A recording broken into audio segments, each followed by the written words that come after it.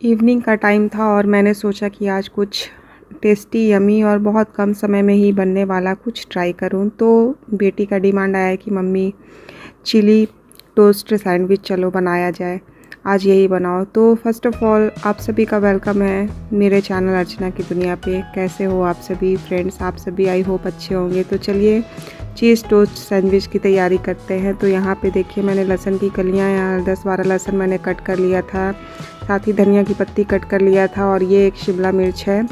और साथ ही आप अपने टेस्ट के अकॉर्डिंग जितना तीखा चाहिए हरी मिर्च ले लेना, प्याज ले लेना। आप इसमें चाहो तो और भी गाजर, पत्ता गोभी, ये सारा कुछ भी आप ले सकते हो। तो मेरे पास जो अवेलेबल था इस टाइम मैं उसी को, जनरली यही यूज़ होते हैं, बाकी ऑप्शनल आप और भी वेजीज़ का यूज़ कर सकते हो। तो सबको यहाँ पे बारीक कट कर लेना है, मैं वही कर रही थी। यहाँ पे प्याज को भी मैं कट कर ले रही थी। यहाँ पे 2 प्याज मैंने लिए थे, सबको बारीक कट कर ली थी। कभी कभी मन करता है ना कुछ टेस्टी यमी और जो बहुत ही आसानी से बहुत कम समय में ही बन जाए। और अभी गर्मियों का सीज़न चल रहा है तो किचन में तो जाने से भी डर लगता है, तो इसीलिए कम समय में ही मैंने सोचा कि चलो इसको ही बनाया जाए। बेटी की फरमाइश भी थी तो उसको तो पूरी करनी होगी, तो इसलिए मैंने आज ये रेसिपी बनाने की सोची। तो सोचा चलो आपके साथ भी शेयर कर लिया जाए। तो आप देख सकते हो कि यहाँ पे सारे प्याज को मैंने कट कर लिया है।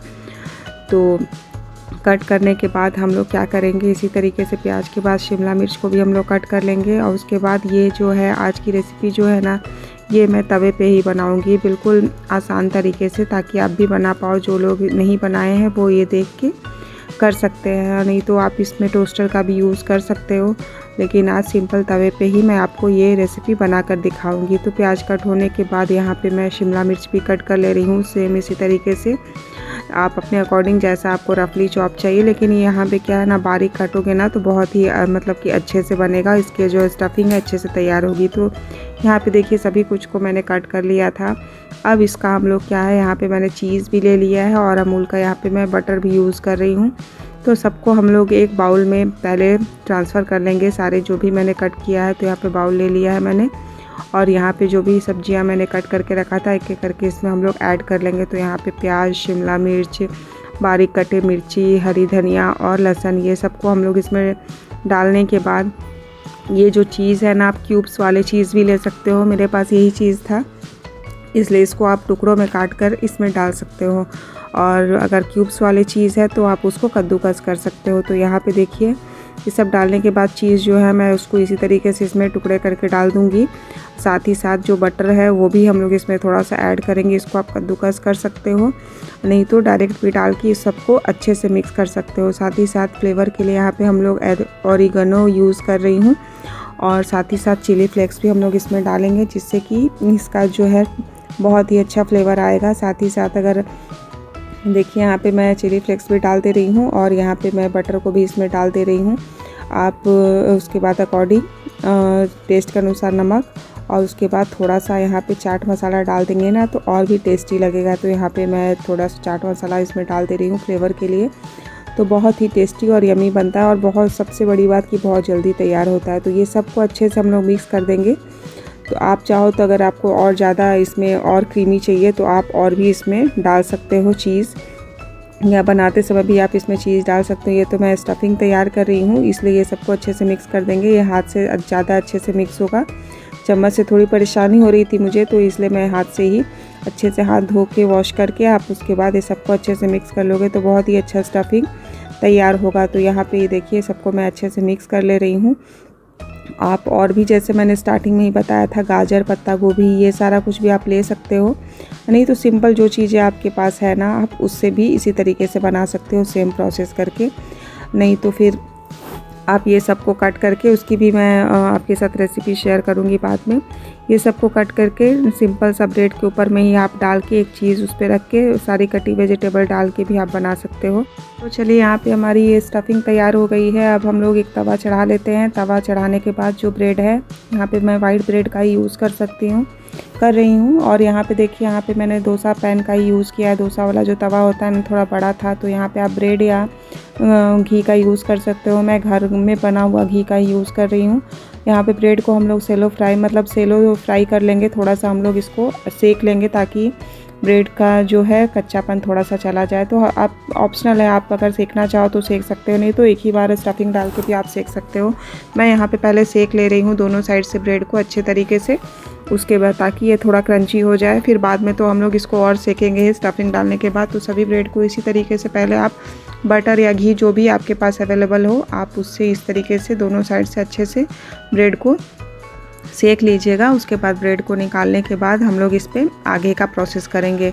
तो यहाँ पे मेरे ब्रेड हल्के हल्के आप जैसा देख रहे हो हल्का हल्का ही मैंने यहाँ पे सेका है। उसके बाद सबको हम लोग ज़्यादा नहीं सेकना है, सबको हम लोग निकाल लेते हैं। ये सब ब्रेड को यहाँ पे सेका गया, अब मैं निकाल लेती हूँ। अब हम लोग इस पर इसकी जो स्टफिंग है, जो टॉपिंग हमने तैयार की है, वो हम लोग इस पर ऐड करेंगे। तो यहाँ पर देखिए सभी ब्रेड को मैंने रख लिया था।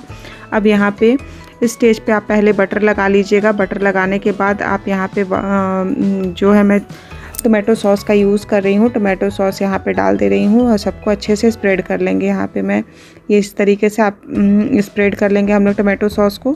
तो उसके बाद क्या है कि हम लोग इसमें जो जो स्टफिंग बनाई थी ना, वो हम लोग इसके ऊपर में डाल के उसको भी अच्छे से स्प्रेड कर लेंगे। तो इसी तरीके से सारे सॉसेस को हम लोग सारे ब्रेड पे इस तरीके से मिक्स कर देते हैं, सबको अच्छे से स्प्रेड कर लेते हैं। उसके बाद जो हमने यहाँ पे स्टफिंग तैयार की है, वो हम लोग इस पे एक एक चम्मच जैसा आपको चाहिए वैसा आप यूज़ कर सकते हो। तो यहाँ पे देखिए सब में अच्छे से यहाँ पे स्प्रेड हो गया है।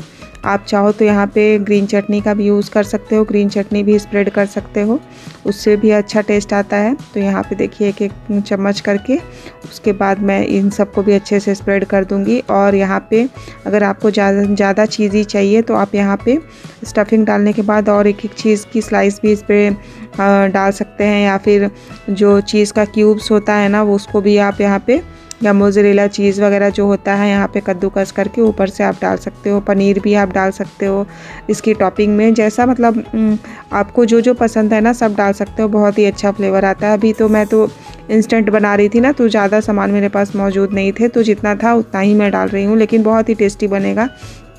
आप बना के देखना। सबसे अच्छी बात तो है कि बहुत ही इजी रेसिपी है। बच्चों को हम लोग लंच बॉक्स में भी, सुबह जल्दबाजी होती है तो टिफ़िन में भी दे सकते हैं, और हमारे बच्चे भी, आजकल के बच्चे ये सब ज़्यादा पसंद करते हैं। स्प्रिंग रोल हो गया, चीज़ टोस्ट हो गया, ये सारा कुछ पसंद करते हैं। तो बहुत जल्दी बनने वाली रेसिपी है। तो देखिए सारा कुछ स्प्रेड होने के बाद यहाँ पे फिर से मैं घी का ही यूज़ कर रही हूँ। और उसके बाद जो ब्रेड हमने तैयार किया था ना, वो सबको एक एक करके ब्रेड की स्लाइसेस को यहाँ पे डाल के इन सबको, फ्लेम जो है हाई नहीं रखना है, फ्लेम को लो टू मीडियम ही रखना है, ताकि ब्रेड हमारा जले नहीं। ब्रेड अगर फ्लेम लो करेंगे ना, तो धीरे धीरे ब्रेड अंदर से गर्म होके इसका जो चीज़ है ना, वो धीरे धीरे पिघलेगा। उसके बाद ये क्रीमी होगा। तो यहाँ पे मैं बहुत ज़्यादा क्रीमी नहीं बना रही थी। तो आप चाहो तो जैसा मैंने बताया, यहाँ पे एक एक स्लाइस, अगर ज़्यादा क्रीमी चाहिए आपको तो आप एक एक स्लाइस चीज़ की डाल सकते हो ऊपर से। तो यहाँ पे हम लोग देख रहे हैं, टाइम टू टाइम देखते रहिएगा कि ब्रेड अंदर से पक रहा है कि नहीं। और क्रीम जो चीज़ है ना, अगर पिघलने लगेगा तो हमें पता चल ही जाता है। तो उसके ऊपर से और एक एक ब्रेड की स्लाइस, ये सब ब्रेड को मैंने हल्का हल्का सेक लिया था, तो इसके ऊपर डाल देते हैं। उसके बाद दोनों साइड से, एक साइड से तो सिक गया था, इसी तरीके से दूसरे साइड से भी हम लोग अच्छे से सेक लेंगे। तवे पे अगर आप बना रहे हो तो इसी प्रोसेस से बनाना। अगर आप टोस्टर का यूज़ कर रहे हैं तो सारे जो टॉपिंग वगैरह डालने के बाद सेम इसी तरीके से एक ब्रेड स्लाइस के ऊपर दूसरे ब्रेड को रख के हम लोग टोस्टर में डाल देंगे। उसके बाद वो तैयार हो जाएगा। तो इसी तरीके से, और अगर आपको ज़्यादा बटरी चाहिए तो आप और भी ज़्यादा घी वगैरह इसमें यूज़ कर सकते हो दोनों साइड से। जैसे हम लोगों ने पलटी किया, उसके ऊपर से आप और भी बटर और घी का यूज़ कर सकते हो, ताकि थोड़ा और भी क्रंचेस बना रहे। या लेकिन मैं यहाँ पे थोड़ा कम ही बटर और घी का यूज़ कर रही हूँ। तो देखिए यहाँ पे क्रिस्पी तैयार हुआ है। तो अंदर से ब्रेड जो है, ये मैं देख रही थी कि ये तैयार हुआ है कि नहीं। तो यहाँ पे हमारा चीज़ टोस्ट सैंडविच बिल्कुल तैयार है। देखिए कितना क्रीमी इसका टेक्सचर आया है ना, तो बहुत ही टेस्टी था खाने में। आप भी ज़रूर ट्राई कीजिएगा। और अगर मेरी ये रेसिपी पसंद आई होगी तो वीडियो को लाइक और शेयर कीजिएगा, और चैनल को सब्सक्राइब करना ना भूलें। तो मिलती हूँ फ्रेंड एक नई रेसिपी के साथ, एक नए वीडियो के साथ। तब तक के लिए आप सभी का दिल से धन्यवाद for watching my video. Bye bye, thank you.